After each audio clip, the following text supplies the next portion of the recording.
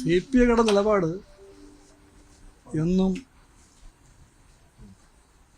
ഈ വിഷയത്തിലെല്ലാം ഇടതുപക്ഷ കാഴ്ചപ്പാടിനെ മുറുകെ പിടിക്കുന്ന ഒന്നാണ്.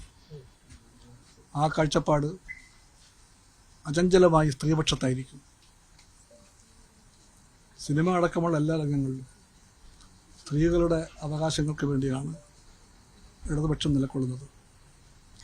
സിനിമ സ്ത്രീ സാന്നിധ്യമേറെയുള്ള സ്ത്രീകളുടെ പങ്ക് നിഷേധ്യമായ ഒരു മേഖലയാണ്.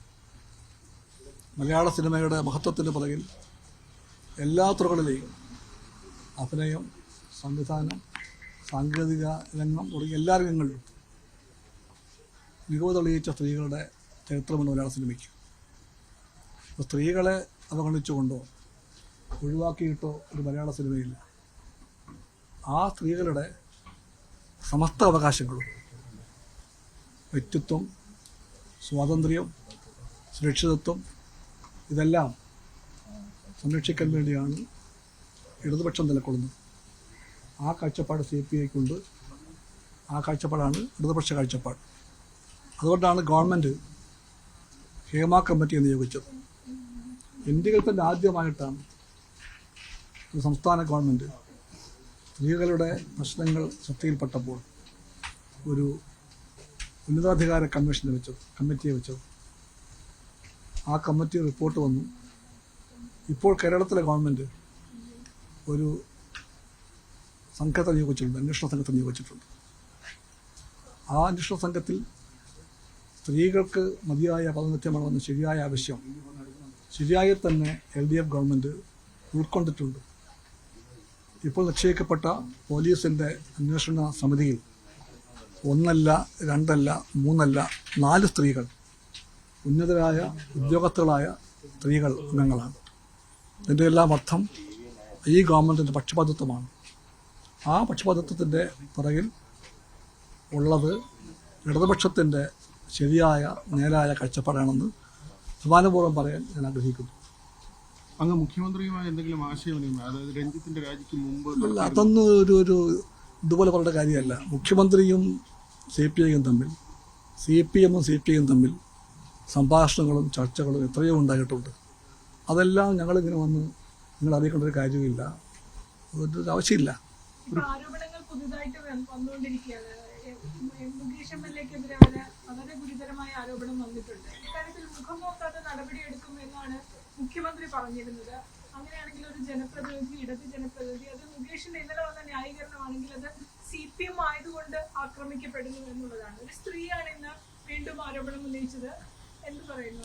ഞാനിതിൽ മുഖ്യമന്ത്രി പറഞ്ഞ നിലപാടിൻ്റെ കൂടെയാണ്. ആ നിലപാടാണ് ഗവൺമെൻറ് നിലപാട്. ആ നിലപാടിനകത്താണ് ശരിയുള്ളത്. മുഖ്യമന്ത്രി പറഞ്ഞ കാര്യം പൂർണ്ണമായിട്ടും ശരിയാണെന്ന് CPI പറയും. മുഖ്യമന്ത്രി പറഞ്ഞു എന്ന് ഇവിടെ പറഞ്ഞല്ലോ ഇപ്പോൾ. അല്ല, അതിൽ എക്സോ വയ്യോ അല്ല. പ്രതിപക്ഷം ഉന്നയിക്കുന്ന ആവശ്യങ്ങളെല്ലാം ആവർത്തിക്കാൻ വേണ്ടി ലഭിക്കാൻ നിൽക്കുന്നത് ഇവിടെ. മുഖ്യമന്ത്രി പറഞ്ഞ കാര്യം സർക്കാർ നിലപാടാണ്. അതെ,